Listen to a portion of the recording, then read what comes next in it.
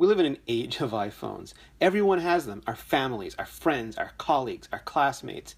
So for iPhone 7, instead of doing just another tech review, we decided to take it out into the real world and use it the way we'd really use it, on a trip to New York City.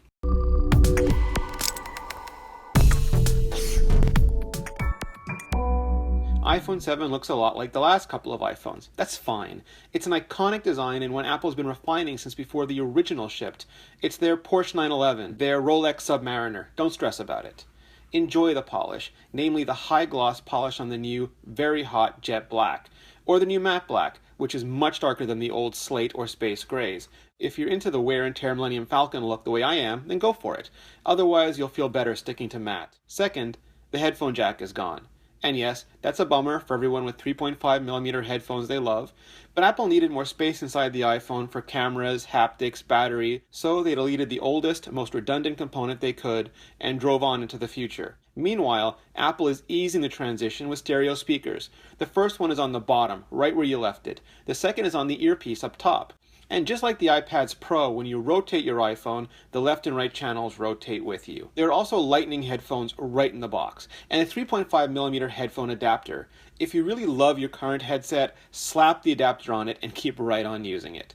Otherwise, consider Bluetooth. It's wireless and the latest generation sounds really good. Apple's even launching their own set this October, and they're super clever. You snap open the case and they pair auto-magically. Put one in your ear and the music switches from your iPhone to the AirPod. It's like you're on the Enterprise, but we'll have a dedicated AirPods review for you soon.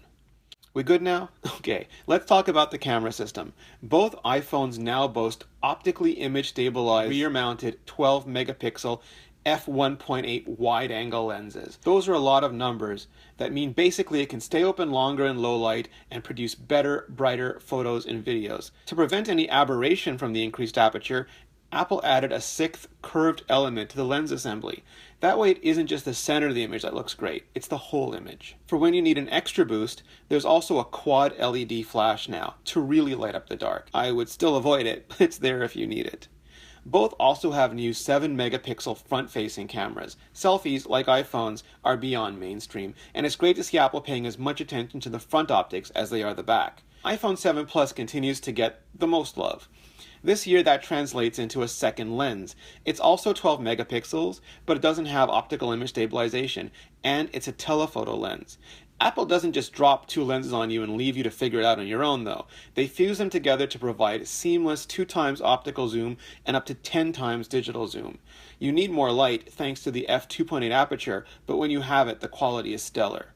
If you want full manual control, App Store apps can access each camera separately and even pull raw data from the sensors. There'll also be a portrait mode coming later this year. Those types of ongoing updates, provided for free to every customer in every region on every carrier all at the same time, is an important part of iPhone's value. There is a bit of a downside here too though. It does make the dual camera system seem unfinished, almost like Apple was trying to go further than they were able to go this time.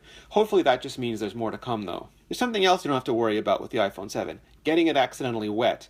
Now Apple still won't cover liquid damage under the warranty, so you don't want to take this shark diving. But if you get caught in the rain, splashed, tumble in the tub or the pool, or get wet at the beach, your iPhone should be just fine. Mine took multiple dunks and didn't break a sweat. Not that sweat would have mattered. I panicked and dove after it every time anyway. Lucky my new watch is swimproof. That brings me to another big improvement, the home button. It's been virtualized thanks to Force Touch. In other words, if you've ever worried about wearing out the mechanical switch on your old iPhone home button, you can relax about it now. There are no more moving parts. Instead, when you click the button, the Taptic engine inside vibrates and just tricks your finger into feeling the click. Yes, physics is still alive. For me, after a few hours, I almost forgot how to unlock iPad with its old mechanical button. Thanks to that new Taptic engine, 3D Touch feels better and more accurate as well. Apps are using it to hint actions, and as you swipe, spin, tap, and even game, you can almost feel the controls on the screen. Speaking of screens, Apple's Retina HD display is now P3. That's a cinematographic standard for wide color gamut. Thanks to Apple's color management system, that means you can shoot and show in deep, rich color with bright, beautiful reds, magentas, and oranges. Once you see it, all of the screens look drab and dull. I just want it everywhere. A lot of these advances are made possible by Apple's A10 Fusion chipset. It's quad-core, not that you'd ever know it. Apple's pushed the main performance cores so far, so fast, they've been able to slide 2 high-efficiency cores right in underneath. Apple's controller works invisibly behind the scenes to pick the right cores for the right job. Combined with slightly bigger batteries, it means iPhone 7 gets an average of 2 extra hours of life every day, and the iPhone 7 Plus 1 extra hour. That comes in handy for when you're on Facebook or Snapchat or, Pokemon catching late at night. What? The iPhone 7s are the best iPhones Apple's ever made, but we knew that going in. The question is, how much better? The new chipset is a monster and will enable apps to do things they've never been able to do before. We previewed some movie shooting magic and our minds were blown. The new cameras, though, are a revelation. They've been able to capture more natural-looking photos and videos in a wider range of color and situations than ever before. If you've got a recent iPhone, you're probably fine holding on to it.